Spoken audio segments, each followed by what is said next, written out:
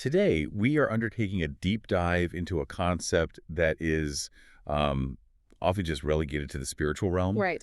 but our sources present it as something far more rigorous, foundational even. We're talking about Fitrah, but framing it as a genuine law of design. That's the critical starting point, I think. We're viewing Fitrah as the functional architecture of the human spirit. Okay. So think of it less like a suggestion and more like a structural blueprint, what the sources call the foundation's etch. The foundation's edge. And this etch is specifically designed for recognizing the unique source, for, understanding monotheism, and for perceiving why justice is a structural necessity in the universe. And our objective in this deep dive is to really map out this architecture using the highly logical framework presented in the sources, particularly from a series of verses in Surah Ar-Rum.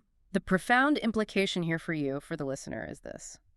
If humanity possesses this architecture, then the divine message, it stops being some kind of alien imposition. Instead, it becomes the intended receiver finally meeting its signal. So disbelief or misalignment.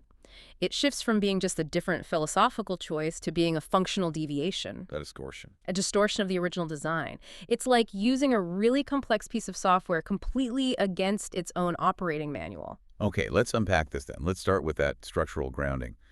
Our sources root this inherent nature in our physical reality. We need to establish that Fitrah is an intrinsic part of our earthly constitution. Yes, because the human is created from the earth. Right. And it's fascinating is the conceptual precision here. The sources, they explicitly clarify that this inherent nature is not some faded memory of a forgotten spiritual realm. Or some past covenant. Exactly. It's an ever-present structural drive. It's a high-functioning faculty of reason embedded in our very physical being, available to us right now. That distinction is just. It's paramount. It means this drive for recognition, for truth, is an inherent characteristic, like the hardwiring of a computer. It's not some faded recollection on a dusty old server. Right. So the relationship with the Creator, then, is understood as a return to one's functional home, not a journey to somewhere external or foreign. And that framework, it changes everything. It means that alignment with truth and justice is actually the path of least resistance. It's the state where the spirit operates optimally, fulfilling the exact function for which it was etched. Okay, so let's map this structure onto the cosmic scale. The source's interpretation. They begin by setting the context, focusing on God's absolute sovereignty, that the heavens and earth stand by his command. It's such a powerful opening. It immediately establishes the universe as being governed by immutable laws. There's an order. And order, function, and obedience are universal principles. There's no chaos here. And the human story is then placed right inside that universal structure. The imagery of human emergence, it notes that when God calls, humanity will straightaway emerge from the earth. Which reinforces both our earthly origin and the sheer ease with which creation can be brought forth again. The system just operates by an unbreakable set of laws. And this cosmic context, it points to what the sources call the sublime similitude, that inherent perfection and wisdom, that our reason is structurally capable of observing, everywhere it looks. So our internal structure, the Fitrah, is designed to perceive that cosmic order. And trace it back to its singular source. That is where this gets so intellectually potent. So once the universe's structure is established, we transition to how Fitrah functions internally. Right. It manifests as a faculty of reason that, when it's not corrupted by external noise, it logically concludes the oneness of God.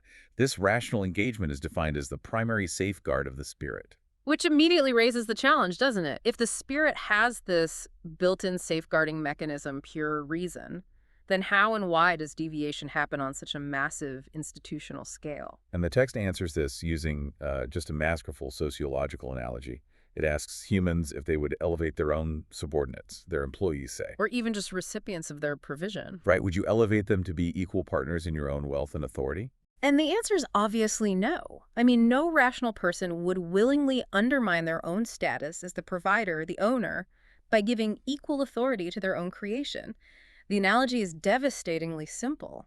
So help us trace the implication here. If our intellect recognizes this distinction in our daily earthly lives in business in a family, then assigning divine attributes or ultimate authority to created things, what the sources call shirk. It isn't just an alternative theology, it's defined as a catastrophic failure of consistent logic. Wow. You're violating the very rational principles embedded in your own law of design. It's just inconsistent behavior. So monotheism isn't presented as an arbitrary command, but as the only logically consistent conclusion if you apply your inherent reasoning honestly. Exactly. It frames intellectual integrity as spiritual alignment. The sources then discuss the consequences of intellectual entropy, and deviation is described as following their own opinions without knowledge. This defines the mechanism of failure. It's a departure from that foundation's etch in favor of subjective whims, or hawa. It's a state of intellectual entropy, where objective order is replaced by subjective chaos. I see. Imagine an engineer ignoring all the diagnostic data from a failing system just because he feels the green light means everything's okay. That's hawa. But, I mean, the rational argument is compelling. But a lot of people today would say that despair and anxiety, they're just chemical imbalances, products of material existence, not proof of spiritual misalignment. That's a crucial challenge. The sources present this straying not as a moral judgment, but as the functional consequence of choosing to violate the design. Okay. If a machine is designed to run on a certain fuel, and you put sand in the tank, the breakdown isn't divine punishment. It's the mechanical result of violating the operational law. So despair, anxiety, societal conflict. Mm. They're the predictable systemic failures that happen when the human spirit runs against its own specs. Precisely. And that leads to that stark phrase in the verses, the lack of helpers. Right. It highlights that once the primary internal tool for truth-seeking, the intellect itself, is discarded. By prioritizing whims. External guidance can't force alignment. You've structurally rejected the very mechanism for receiving help. The problem isn't the availability of truth, it's the individual's functional inability to process it. That dramatic shift sets the stage for the pivotal statement on active alignment. This is where the command is given to devote oneself to the upright system, or Dean. Declaring this to be the natural aim of human creation. And here is the structural constant we have to remember. The source states explicitly, God's laws of creation never change. Meaning the Fitrah is immutable. The blueprint is constant, no matter how much cultural software tries to overwrite it. So living by Fitrah isn't passive intuition. It requires a continuous process of active alignment. You have to use the law of choice consciously to move from potential design, what you could be, to actualized function, what you're meant to be. The potential is given, but the performance is chosen. But if the design is singular, how do we account for all the fragmentation we see in society? The sources look at deviation in social terms. They do. They say adhering to the law of design requires a just social order and, crucially, avoiding shirk in its broader institutional form. And that's where the concept of sectarianism comes in. The sources identify it as a breaking of the unified blueprint. How does that happen? It happens when groups elevate human authorities, charismatic leaders, revered teachers, traditions above unified divine guidance. They're creating micro-sources of truth that contradict the singular source of design. So it's confusing the map for the landscape itself. Precisely. It's functional shirk in the intellectual realm. And the sources detail this failure of constancy. You see it when people turn to God only in adversity. Right. It proves the Fitrah is suppressed, layered over by comfort and ego, but it's never, ever eradicated. It's the ultimate diagnostic test. When a crisis strips away that cultural software, when we're truly desperate, the original blueprint surfaces. It reveals that natural, hardwired impulse toward the unique source. And the sources are clear. Shirk has no structural authority. It is entirely a human-invented system. The ultimate goal of the Fitrah is to move beyond that oscillation, to find constancy. Let's connect that internal stability to external ethical output, which is the tangible result of a mind operating according to its design. The sources suggest that constancy in personality is achieved by living righteously. This is the ethical dimension. Fitrah gives us a structural drive toward justice, compassion, and responsibility. This ethical life is the very realization of the foundation's etch. So virtue isn't an arbitrary rule. It becomes the natural, frictionless expression of a soul in balance. It's how we fulfill the amana, the trust of our stewardship. And this drive towards justice isn't abstract. The sources provide the tangible operational output of alignment. It manifests as a divinely ordained economic order. This is one of the most profound insights.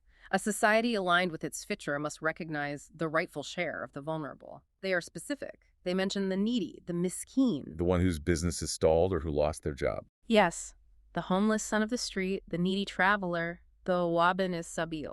That detail is so crucial. It links the highest philosophical principle, monotheism, directly to the most grounded economic concern, equity. It has to. If the design calls for acknowledging a singular source of provision, then that provision must flow justly. Injustice and poverty are not just morally reprehensible, they are functionally counterproductive and structurally destabilizing. So true success is found when individual and community behavior aligns with this law of creation. When we act justly, we're not just doing good, we are operating the system at its peak efficiency. Okay, so if we summarize the functional outcome here, the Fitrah is the blueprint for a life that is rationally sound, Rejecting superstition and logical glitches. ethically manifested, upholding justice, Mhm. and purposefully aligned, synchronizing our choices with the objective of stewardship. And this alignment produces a final internal state called structural peace, or sakina. And it's so important to understand this isn't just an emotion, it's the functional result of a soul operating in harmony with its blueprint. Can you give us an analogy?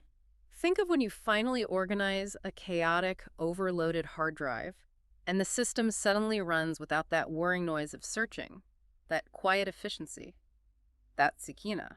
And externally, living by the Fitrah fosters a just, balanced world where humans act as purposeful stewards, as Khalifa. To reiterate the conclusion from the sources, the Fitrah is the technical manual written into the spirit. To live by it is to move from raw capacity to realized function, honoring the law of design in every single action. So to summarize the key takeaway for you, the learner. Fitrah is the objective architecture of the human spirit. This makes a life dedicated to justice and rational monotheism the most logical conclusion. And deviation inevitably leads to self-inflicted corruption, which we experience as despair or societal discord. It happens because the individual or the community is operating against the inherent laws of their own nature.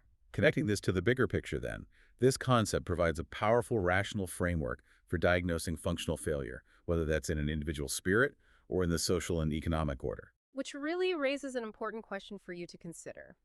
If sectarianism is the failure to recognize unified guidance by elevating human authorities, where might the elevation of your own subjective whims or your unquestioned traditions risk becoming an intellectual glitch that pulls you away from the objective rational order you're structurally designed to perceive?